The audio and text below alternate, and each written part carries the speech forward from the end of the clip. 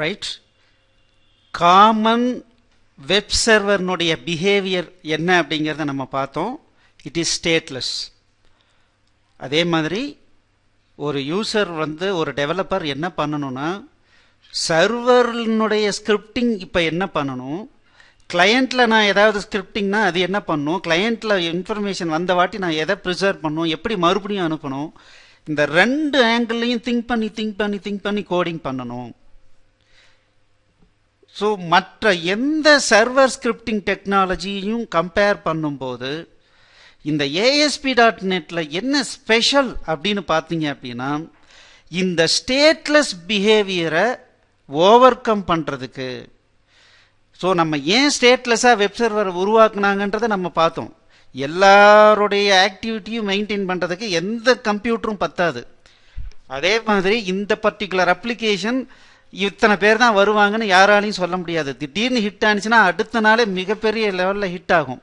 அப்போது சீக்கிரம் memory occupy ஆகிடும், சர்வரே டவுன் ஆகிடும். ஸோ அப்போது அதனால் கண்டிப்பாக ஸ்டேட்லெஸ் பிஹேவியரை அவாய்ட் பண்ண முடியாது. But we can overcome. எப்படி ஓவர் கம் பண்ணலாம்? ஸோ அதுக்கு ASP.NETல பார்த்தீங்கன்னா நிறைய பில்ட்-இன் ஃபீச்சர்ஸ் கொடுத்துருக்காங்க. அது நமக்கு ரொம்ப உபயோகமாக இருக்குது. சரிங்களா? ஸோ இது தவிர காமனாக எல்லா வெப் சர்வர் ஸ்கிரிப்டிங் டெக்னாலஜியும் பார்த்தீங்கன்னா காமனாக சில பில்ட்-இன் ஆப்ஜெக்ட்ஸை கொடுத்துருக்காங்க. கண்டிப்பாக இது இல்லாமல் எந்த ஒரு சர்வர் ஸ்கிரிப்டிங்கும் கிடையாது. சில காமன் இது இருக்குது. அது இல்லாமல் ASP.NETக்குன்னு ஸ்பெஷலாக சில விஷயங்கள் இருக்குது. அது என்ன பண்ணுது அப்படின்னா,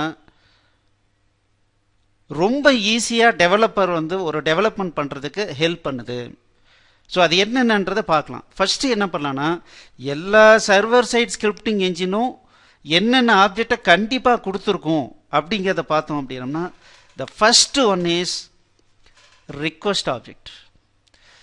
ஸோ ப்ரௌசர்லேருந்து வர்ற ரிக்வெஸ்ட் அது என்னன்னு சொல்கிறாங்கன்னா ரிக்வெஸ்ட்னு சொல்கிறாங்க.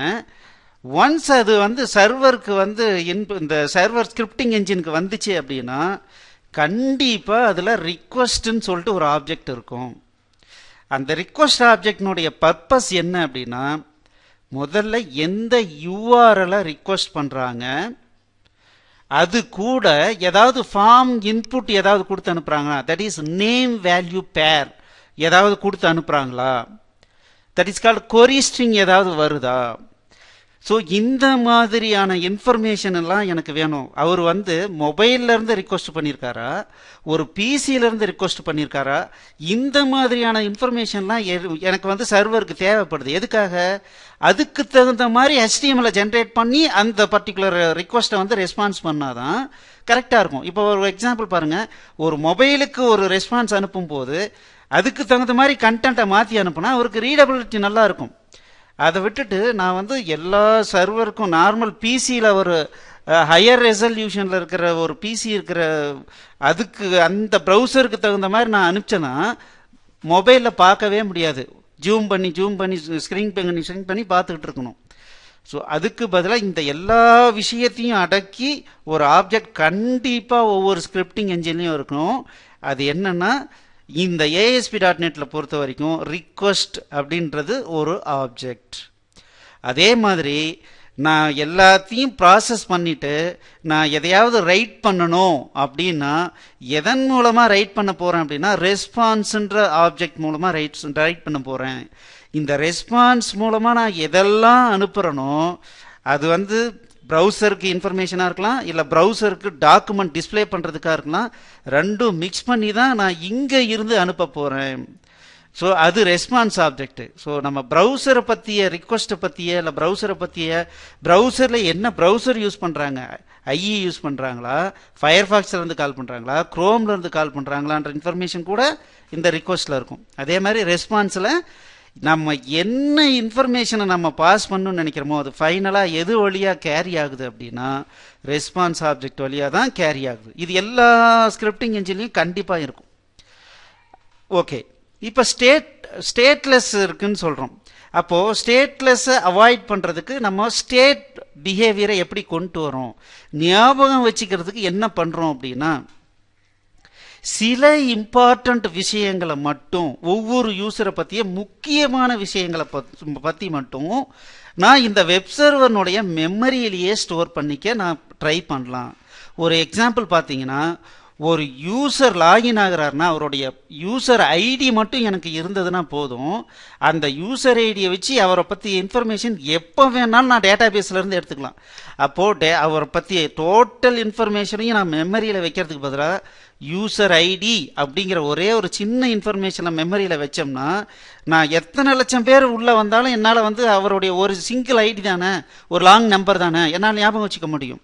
ஸோ அந்த மாதிரி ஒரு யூசரை பற்றிய இன்ஃபர்மேஷனை, சின்ன சின்ன இன்ஃபர்மேஷனை இன் மெமரியிலேயே, வெப் சர்வனுடைய இன் மெமரியிலேயே நான் ஸ்டோர் பண்ணோம் அப்படின்னா செஷன் அப்படின்ற ஒரு ஆப்ஜெக்டில் ஸ்டோர் பண்ணிக்கலாம்.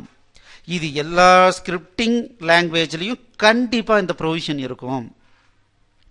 அதே மாதிரி இல்லை, சில விஷயங்களை யூசர்னுடைய கம்ப்யூட்டர்லேயே நான் ஸ்டோர் பண்ணிடுறேன்.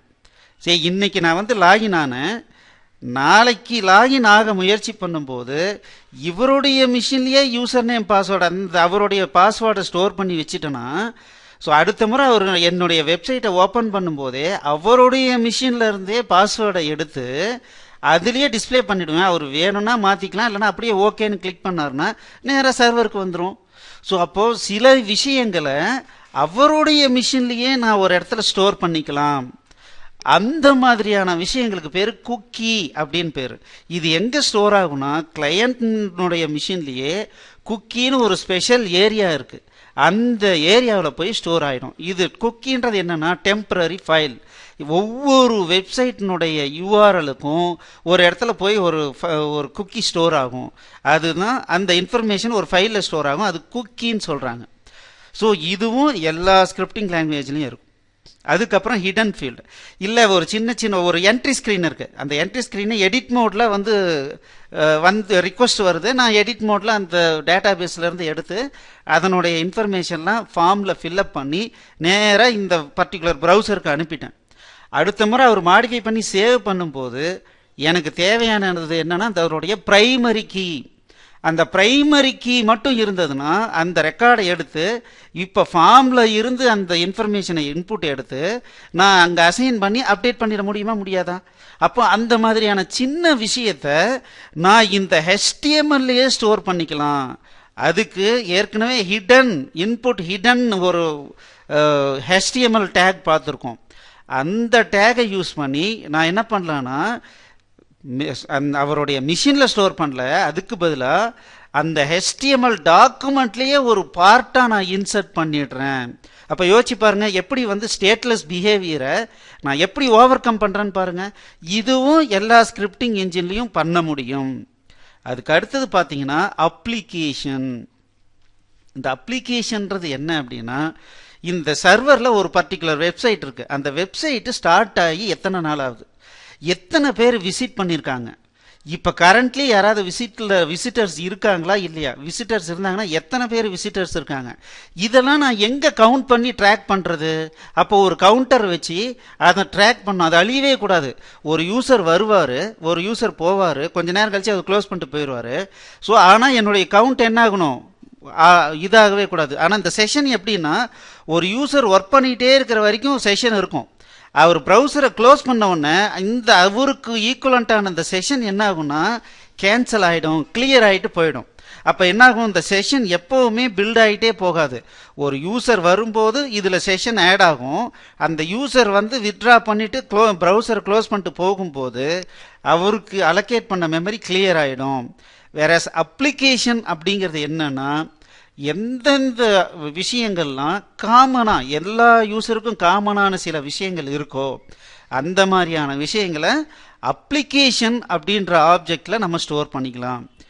இந்த ப்ரொவிஷனும் எல்லா ஸ்கிரிப்டிங் லாங்குவேஜ்லையும் கண்டிப்பாக இருக்கும். நான் இதை எதுக்காக சொல்கிறேன்னா, இன்றைக்கி நம்ம ASP.NET பண்ணுறோம், நாளைக்கே PHP-ல ஒரு கோடிங் பண்ண வேண்டியிருக்கலாம். அப்படி பண்ணும்போது உங்களுக்கு இதுதான், நீங்கள் போயிட்டு அங்கே போய் ரிக்வஸ்ட்னு அடிச்சிங்கன்னா கண்டிப்பாக அங்கே ரிக்வஸ்ட் இருக்கும், ரெஸ்பான்ஸ்னு அடிச்சிங்கன்னா கண்டிப்பாக ரெஸ்பான்ஸ் இருக்கும், செஷன் அடிச்சிங்கன்னா செஷன் இருக்கும், குக்கின்னு அடிச்சிங்கன்னா குக்கி வரும். அதே மாதிரி ஹிடன் ஃபீல்டு அது HTML எலிமெண்ட், அது எப்பயுமே இருந்துக்கிட்டு இருக்கு. அது இல்லாமல் அப்ளிகேஷன், இது இல்லாமல் யூசர்னுடைய இண்டிவிஜுவல் ட்ராக்கிங்லாம் நான் என்ன பண்ணுறேன்னா ஒரு டேட்டா பேஸ்லையும் மெயின்டைன் பண்ணலாம்.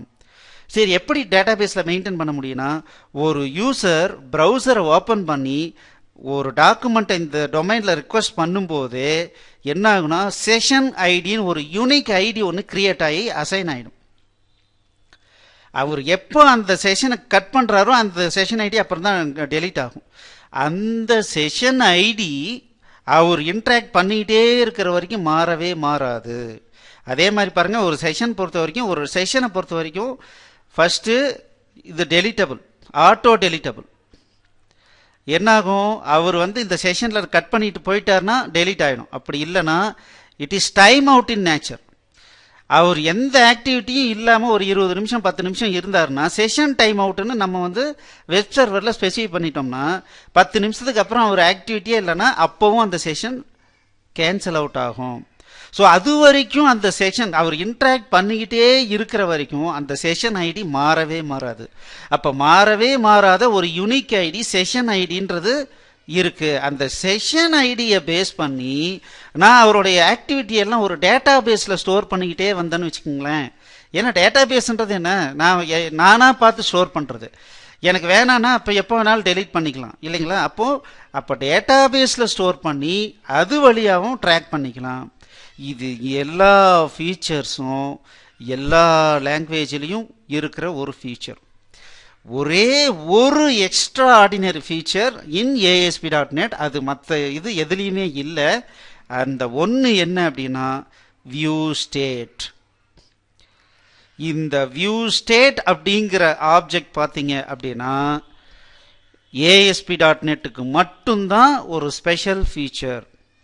ஸோ இதை யூஸ் பண்ணி மேக்சிமம் நம்ம எதை பற்றியுமே பாதர் பண்ணாமல் நமக்காக இந்த ஸ்டேட் பிஹேவியரை நம்மளுடைய பேஜில் அவர் இம்ப்ளிமெண்ட் பண்ணி கொடுத்துருக்காங்க மைக்ரோசாஃப்ட்டு. அதுதான் இங்கே டிஃப்ரென்ஸ். ஸோ வியூ ஸ்டேட் அப்படின்ற ஒரு ஆப்ஜெக்டு இதில் இருக்குது. எதில் ASP.NET. ஸோ அப்போ பார்த்தீங்க அப்படின்னா ஸ்டேட்லெஸ் பிஹேவியரை ஓவர் கம் பண்ணுறதுக்கு செஷன், குக்கி இது ரெண்டும் யூஸ் பண்ணலாம். அப்படி இல்லைன்னா ஹிடன் ஃபீல்டு, நான் ப்ரௌசருக்கு அனுப்புகிற டாக்குமெண்ட்டில் HTML டாக்குமெண்ட்டில் ஒரு ஹிடன் ஃபீல்டை இன்சர்ட் பண்ணி நான் என்ன வேல்யூ அது மறுபடியும் போஸ்ட் பேக் ஆச்சுன்னா என்ன வேல்யூ எனக்கு மறுபடியும் வரணுமோ அதை ஸ்டோர் பண்ணி வச்சுட்டேன்னா அவர் 2 நாள் கழித்து பட்டனை கிளிக் பண்ணாலும் அதில் இருக்கிற எல்லாமே நேம் வேல்யூ பேராக வரும்போது எனக்கு அந்த வேல்யூ எடுத்து அதை பேஸ் பண்ணி ப்ராசஸ் பண்ணிக்க முடியும். அதே மாதிரி எல்லா யூஸருக்கும் காமனான மெமரியில் டெலிட்டே பண்ண முடியாத மெமரி ஒன்று இருக்குது. அதுக்கு பேர் என்ன, அப்ளிகேஷன். அதில் சில கம்மியான இன்ஃபர்மேஷன் மட்டும்தான் ஸ்டோர் பண்ணிக்கலாம். இந்த அப்ளிகேஷனுடைய லைஃப் டைம் என்னென்னா எப்போ வெப் சர்வரை என்னுடைய டொமைனை ரீஸ்டார்ட் பண்ணுறோமோ அது வரைக்கும் அந்த அப்ளிகேஷனில் போடுற மெமரியில் இருக்கிறது அழியவே அழியாமல் அப்படியே இருக்கும். இது எல்லாத்தையும் விட ASP.NETல முக்கியமான ஒரு ஆப்ஜெக்ட், அதுவே எல்லா வேலையும் பார்த்துக்குது. நமக்கு கோடிங் ரொம்ப ஈஸியாக இருக்குது. அது என்ன அப்படின்னா வியூ ஸ்டேட். ஸோ அந்த வியூ ஸ்டேட் அப்படிங்கிறது ஹிடன் ஆப்ரேஷன். பட் அது வேணும்னா நம்ம யூஸ் பண்ணிக்கலாம்.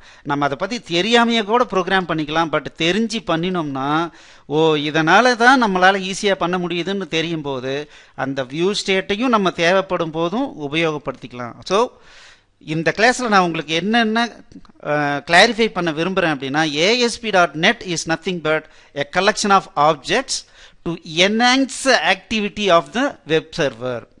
அதில் என்னென்ன ஆப்ஜெக்ட் இருக்குது, ரிக்வெஸ்ட் இருக்குது, ரெஸ்பான்ஸ் இருக்குது, session, application, cookie, hidden field. அது இல்லாமல் வியூ ஸ்டேட் இருக்குது. அது இல்லாமல் நம்ம டேட்டா பேஸில் கொண்டு போய் ஸ்டோர் பண்ணுறது. அது நம்ம என்ன டேட்டா பேஸ், MySQL வச்சுக்கலாம், SQL சர்வர் வச்சுக்கலாம், Oracle வச்சுக்கலாம், எதுனாலும் பேக்கெண்டில் வச்சு நம்ம ஸ்டோர் பண்ணுறதுனா ஸ்டோர் பண்ணிக்கலாம். So these are the ASP.NET objects for web development.